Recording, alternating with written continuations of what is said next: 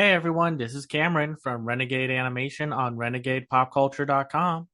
I got to interview the co-director of They Shot the Piano Player, Fernando Trueba. It was an honor to talk with him about his new docudrama and to get some insight in the world of jazz and the artist this film is based around. I hope you enjoy it. First off, I just want to say thank you for this opportunity. I'm a big fan of your previous work. I got my copy of Chico and Rita right here. So this is your second time crafting an animated film after the incredible Chico and Rita, which is one of my favorite films from the 2010s. What has inspired you to partake in the world of animation to tell stories like the one we see in They Shot the Piano Player? Yeah, uh, as you maybe know, I'm not an animation guy, So Chico and Rita was for me a big adventure, was a discovery. Obviously, I had seen lots of animated movies, but it never crossed my mind to make one myself. So it was based on my admiration and of Mariscal work, his drawings, his paintings, designs, etc., that we decided to make a movie together, and we did Chico and Rita. So this experience for me was very illuminating in a lot of sense, because first I discovered some possibilities of storytelling in animation that were for me as a director really, really very interesting. In some ways, They Shot the Piano Player is the opposite to Chico and Rita. They are similar in some ways too. No, both music is in the center of both movies. Both movies recreate some past eras in some precise towns. No, La Habana, New York, then now in New York, Rio, and Buenos Aires, etc. In both, but Chico and Rita was a fiction with some glimpses of reality and real things and characters here and there. Now, in the show, The Piano Player is a complete, real, we can say, documentary, real story with some glimpses of fiction here and there. No, when it was useful for the storytelling to make the story better without changing or manipulating or altering reality, but as fiction, how do you say, strategies, no, that were very important for me. So I wanted to when I decided to make it an animation, this movie, I didn't want it to left there my live action cinema style or way of storytelling. I wanted to incorporate it to animation. No, That's cool. A reoccurring topic I've seen in your work, whether it be this film or your documentary Cale 54, is that you have created artful experiences covering the world of jazz. What is it about jazz that makes for such a topic to build films around? I'm a big jazz fan. I'm always listening to jazz. Not only, I know many people say now jazz is dead. No, even there are some records called Jazz is Dead in the last years. Jazz is not dead. No, I follow not only, I keep on listening to all my favorites from different eras, but I'm always following the new ones. No, even people like Julian Lee, the saxophonist who hasn't even a record of his own, or Patrick Bartley, people like that who are very young people, no, who are at the beginning of their careers, Nubia Garcia, Lakecia Benjamin, all these guys. I love all the new great jazzists from the young generation. Jazz for me is a supreme form of art. No, I mean the risk, the virtuosity, the technique, everything's, but the inspiration, the improvisation, all these things makes that jazz is for me the less boring form of art that I know. I love jazz too. I listen to it quite a lot. In They Shot the Piano Player, we follow a music journalist played by Jeff Goldblum trying to figure out what happened to the real life jazz pianist Francisco Tenorio Jr. What captivated you about the work of Francisco to want to build a film around someone trying to put the pieces together about what exactly happened to him during that time in history? Yeah, I think he was a very singular artist, Tenorio. No, he was a very profound artist. He was in a crossroad of the. He was he has a deep knowledge of Brazilian music, not just the bossa nova, the music of his generation, the past Brazilian music, all the greatest from Villalobos to Pichinguinha, from the classic to the popular. He also has a big knowledge of American jazz, European classic, impressionism, no, and all this music he knew very well, but he had his own voice. He was very particular. He was very rigorous. He was very exigent concerning to music. No, for him, music was a very serious thing. No, so he had a lot of humor, but not jokes with music. Music was for him, and I like his touch. I like his style of playing, of composing, writing, arranging. He was, and also obviously his story, what happened to him, is something so crazy and absurd and terrible that all these things together attracts me to telling his story. No, because there was also in terms of storytelling, I could talk about a past, a past which is historical and political and musical and artistic and many things together at the same time. It was a very good story. That was it.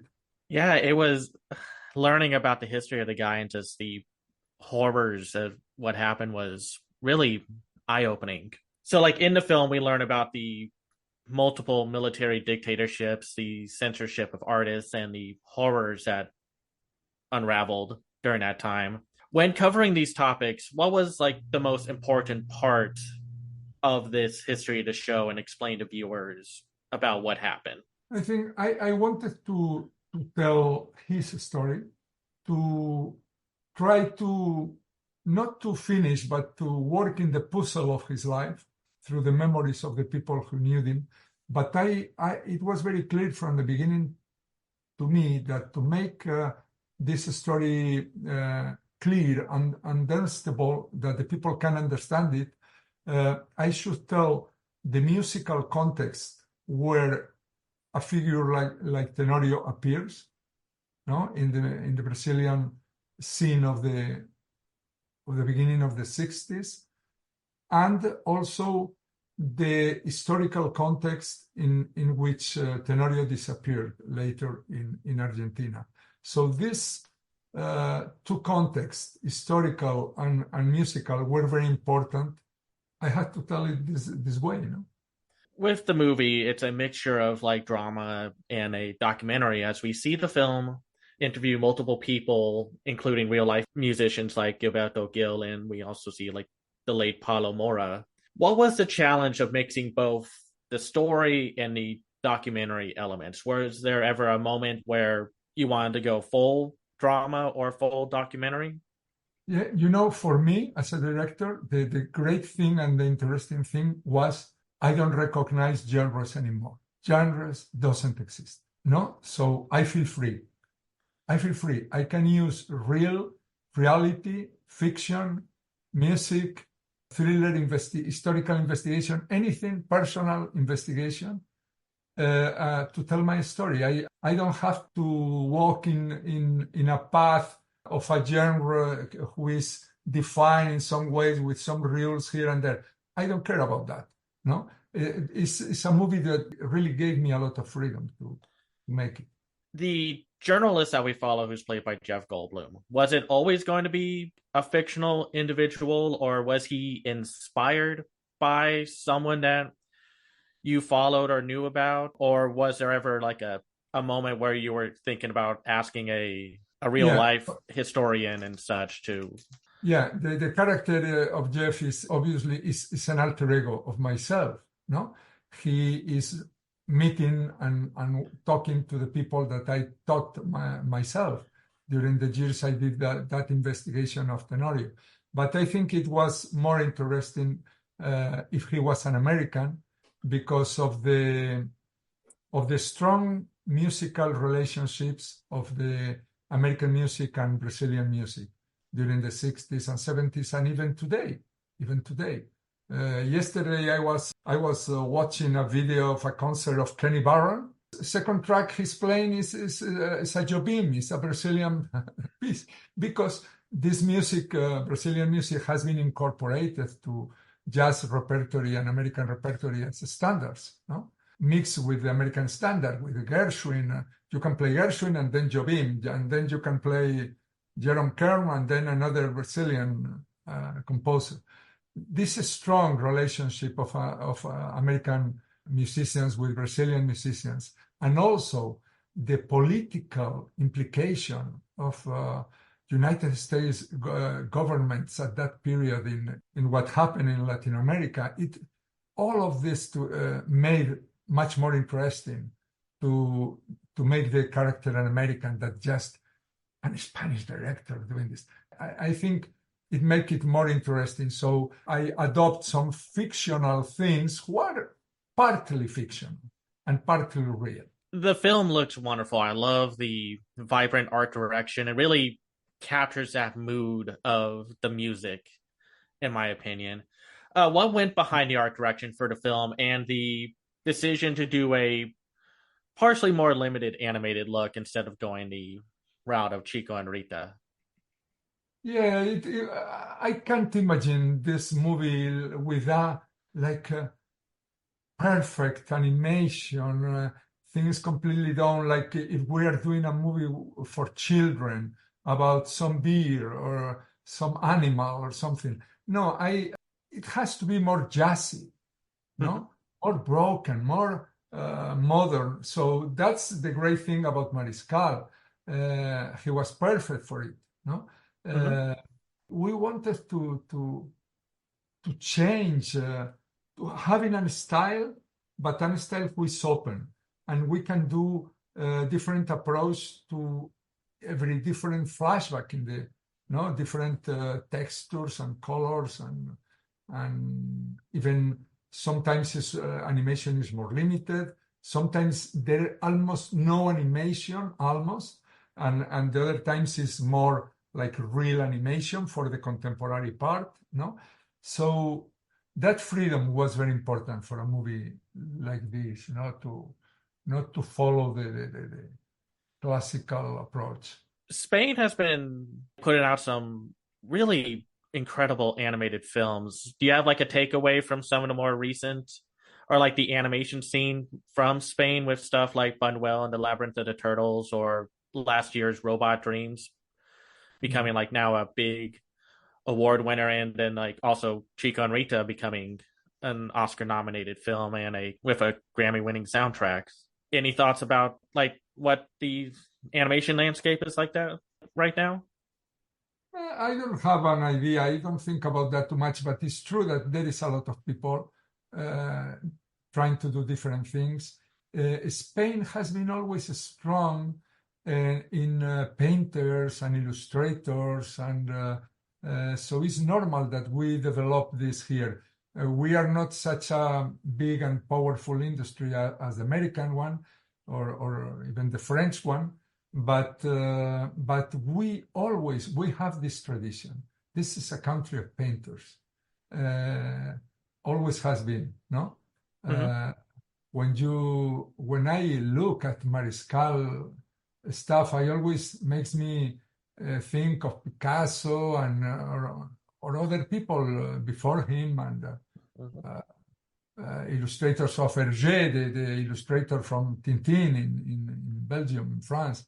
or that I think is natural.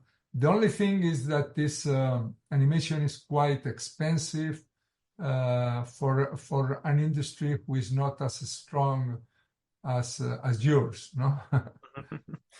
No, I always hear about that with when I go to like Animation is Film and hear all the filmmakers from around the world talk about the challenges, but the triumph of what y'all get to craft. And I'm always excited to see what comes out from all over the world. So my final question will be, when you see people who have seen or go to see They Shot the Piano Player, what is something that you hope the viewers take away from the experience of all that happened throughout the movie? When I make a movie, the first thing for me is to tell a good story.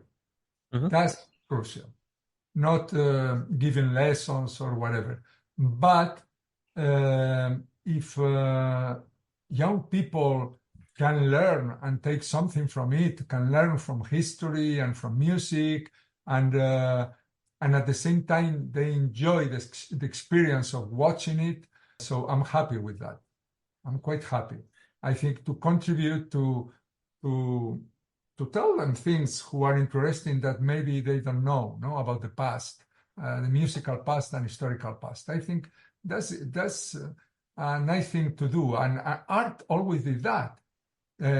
When you when you watch Shakespeare's plays, he never talked about contemporary England. He was always making period plays. But when you look to a classical Greek play from the Athens from 5th century before, none of them were about contemporary Greece. They were about the past always. Even Homer, the Iliad and the Odyssey are period pieces. No, so this is I think we humans, we are talking always about the past because the past is always illuminating for the present. No, we are always trying to learn lessons from that. No? Well, thank you so much, Fernando. And this was So, a very enlightening interview and to hear the production and the inspiration for this new movie. I just want to say thank you very much for this thank you. opportunity. Thank you.